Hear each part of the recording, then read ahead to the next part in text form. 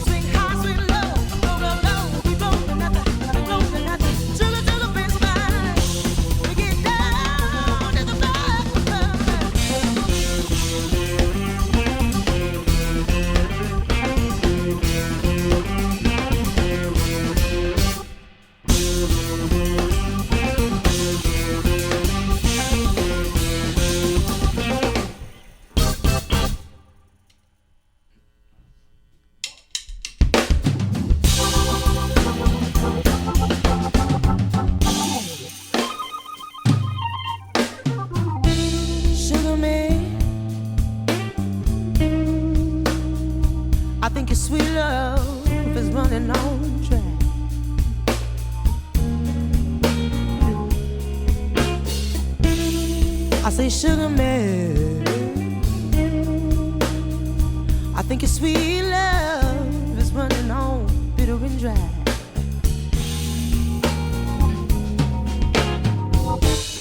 Yesterday I found out what's been going on.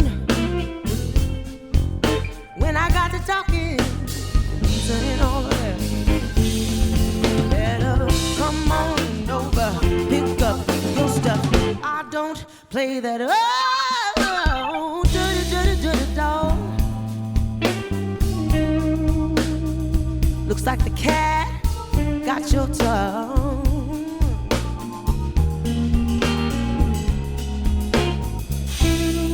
I say dirty, dirty, dirty, dirty, dirty, dirty dog. What kind of cat got your tongue?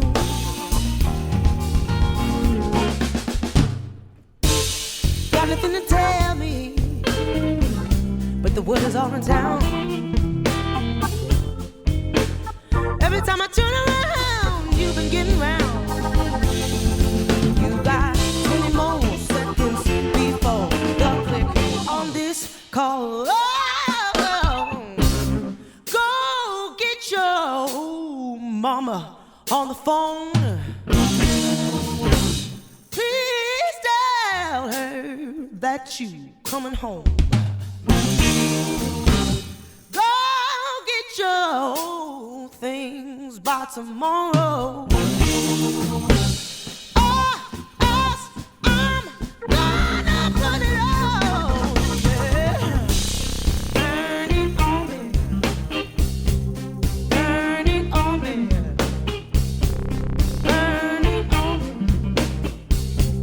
Burn it on. You don't know where you got that woman like Anna. You picked the wrong one, yeah. Don't be crazy, yeah. You wanna rob me, take my heart from me. This is the price that you pay, yeah.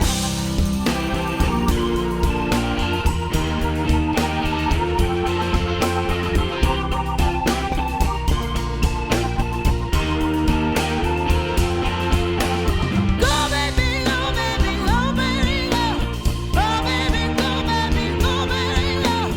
Go baby, go baby, go baby, go. Pick up your name on the morning, or make a fire, yeah. Or make it fire, baby.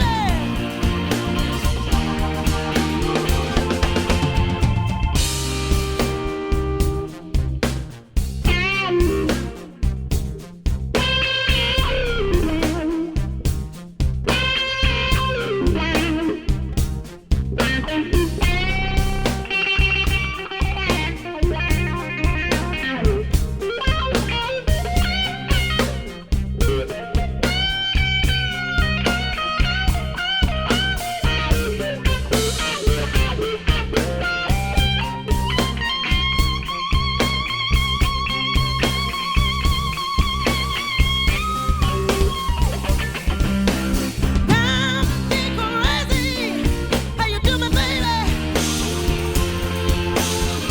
Got me crazy, baby. Oh, I'll make it.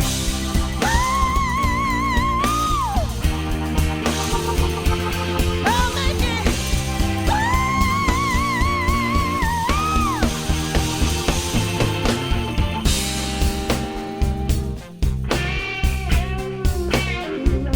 Better call your mama. Better call your sister too. While you're at it, better call Tyrone and tell them that you're coming home. I'm gonna burn it all down.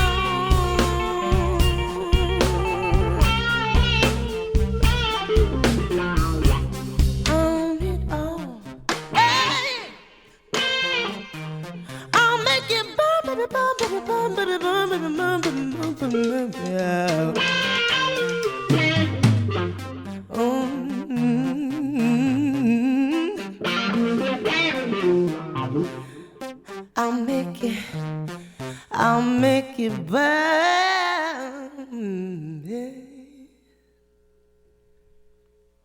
Okay.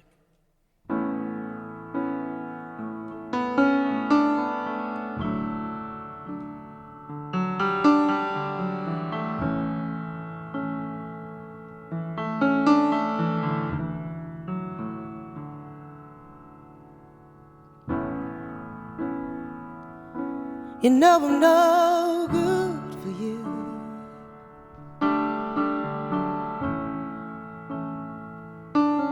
I'll never be a queen.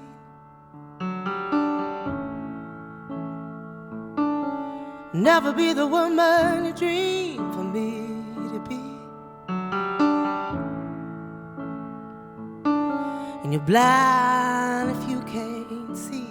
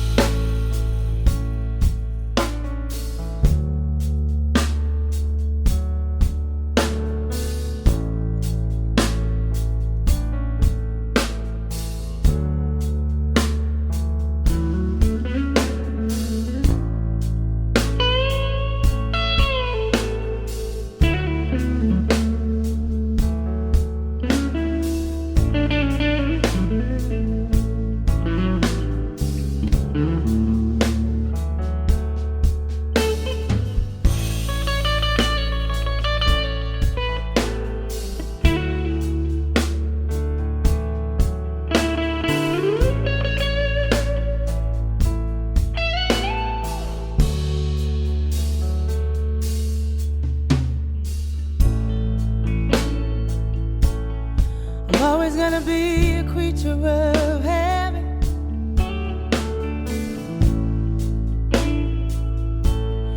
Baby, mine are way too hard to break.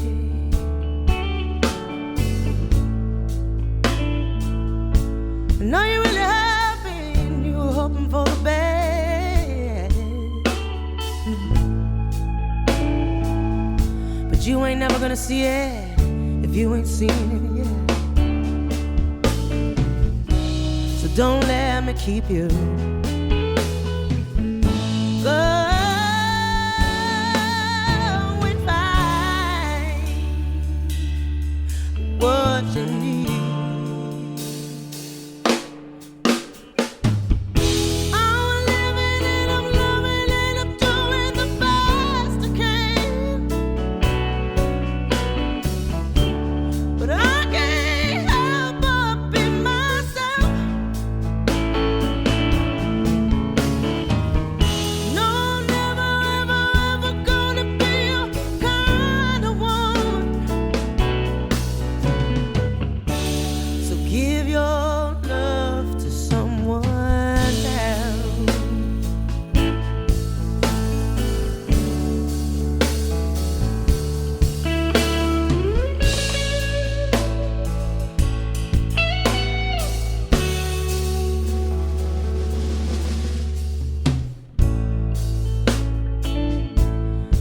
I really wanted to make you happy.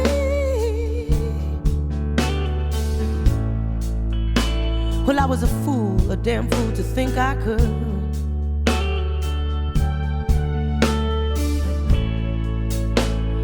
Maybe I was never meant to be somebody. Maybe I was just born. Maybe I was just born to be free. Yeah. Don't let me keep you going fine. What you need. I'm living and I'm loving and I'm doing the best I can.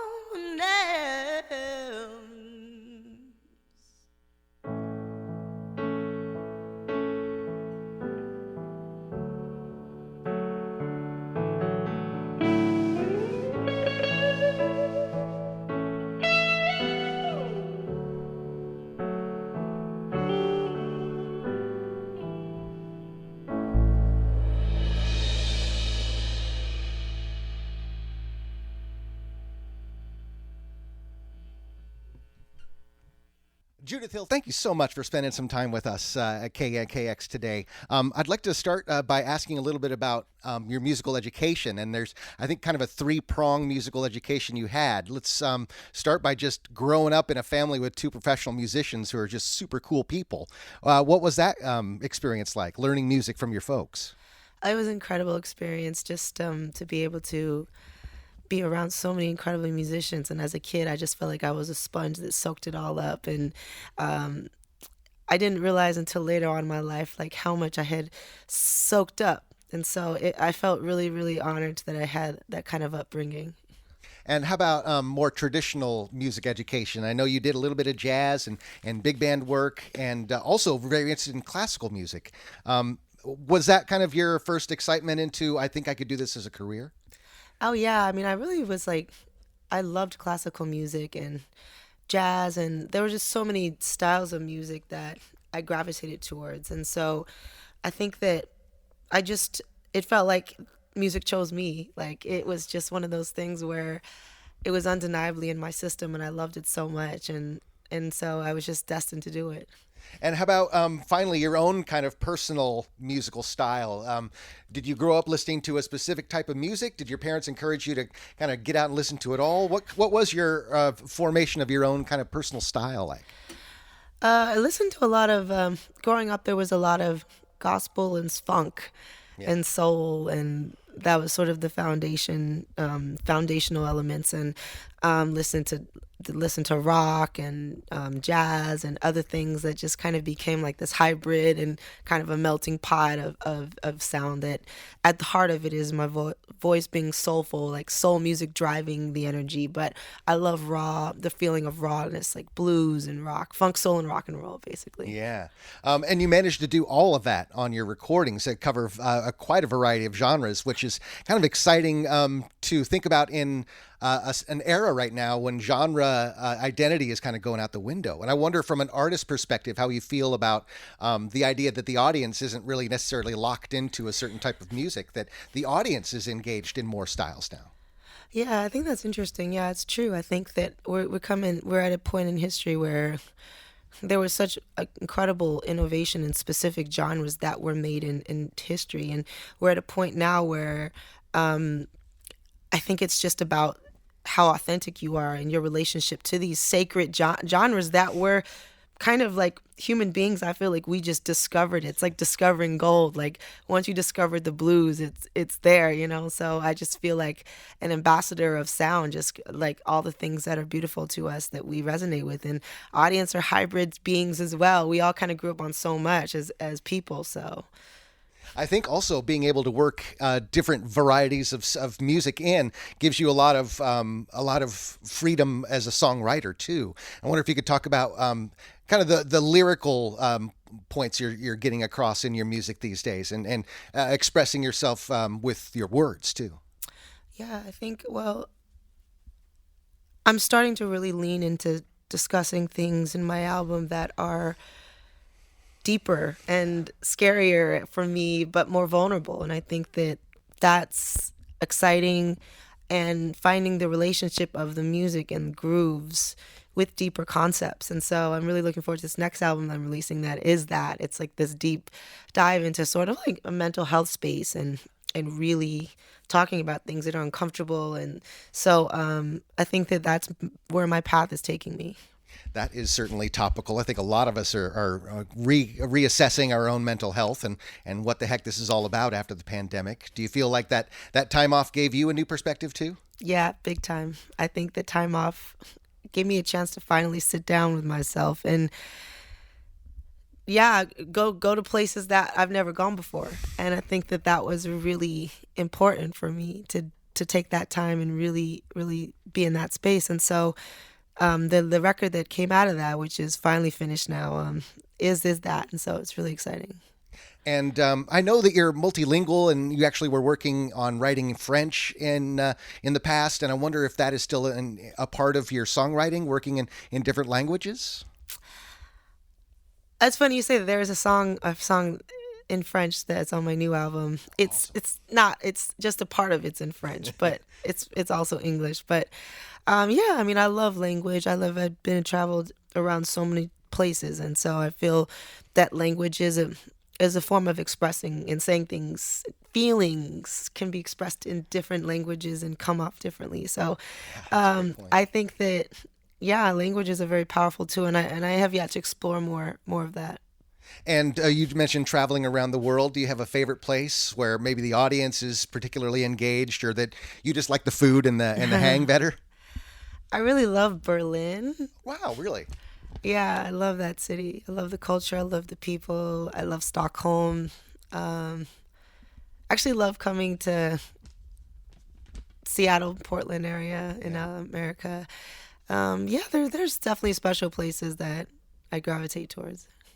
Now, more recently, you had some experience guesting with the Gordon Goodwin Big Fat Band, which made me think about improvisation for someone who sings more in a arranged singer-songwriter kind of format, where the improvisation comes in for you. And it seems like the grace notes is one of the areas where that comes in, besides your own musical soloing. Could you tell me a little bit about that? That's always something that has really struck me. It seems like you can either do it well or you make a fool of yourself with those grace notes and singing really incredible runs like that. Oh, yeah, I think that every singer has their own kind of style of embellishments and things like that. And I think I've always sort of been drawn more to gospel singers. And there's a lot of inspiring things vocally for me, and I'm still kind of exploring it, so yeah, I think when you say grace notes, just kind of like a choice of runs and things. Like I use it kind of sparingly. I don't use it I use it, I'm more of like, I like kind of earthy, gutsy singing, but I love also the ability to be able to take a scale and run with it as well. Yeah. You're well known for some of your collaborations as a backup singer, of course, a Grammy for the 20 Feet from Stardom film. Have you had a chance to sing with other singers? Any other vocal collaborations recently? Or I know a lot of the hottest singers today are getting a lot of calls as guest vocalists. Are you doing much of that? Let's see. The last thing I did was duet with Patti LaBelle. That was really fun. But yeah, I think sometimes I do collaborations with other bands, sit-ins and songs like that. That's always fun. I mean, but yeah, I've yet to do more vocal collaborations. I think that's something that I'm interested in doing now that I've kind of finished this latest album. Now, finally, as a young woman in this business, you're pretty young, relatively, but you're awfully experienced. You've been doing it for a while, and I wonder if there's been a point where you felt a little jaded, like, oh, this is such a grind, or is there still a lot of joy in the music? Well, there's always so much joy in the music, and I think that sort of is the fuel that gets me through everything else, and it makes it all worth it. And every night on stage makes it worth it, and the creative process, every new song, it adds like the fire to your system, and so at this point in my life, I feel like I've really made most of the mistakes I could possibly make, hopefully. So now it's just like I'm incredibly grateful and blessed to be where I'm at now and to have grown and learned so much. Well, we're really excited to hear that there's a new album out. Can you give us any other details about a song, album title, or maybe a release date, or just be patient, kids? Just be patient. Well, I mean, it's either later this year or top of next year. We're just working on the marketing plan right now, but it is probably more of my theatrical presentations. It's got a pretty grandness to it in the theatrical presentation of it. So I'm really looking forward to sharing it. That sounds great. Thank you so much, Judith Hill, for your time, and we look forward to seeing you again. Thank you. And thanks so much to Judith Hill, Michiko Hill at the keys, Pee Wee Hill bass, John Staten drumming. Thanks to Stuart Hallerman and the whole gang at Avast Studios in Greenwood, North Seattle. Thanks to our audio engineer, Brian Moynihan, and video producer, Parker Blome. Thanks to Promotions Director Brenda Goldstein and all of you listening in. Find our studio session archives at KNKX.org with more content on our YouTube channel. I'm Abe Beeson. Thanks for listening.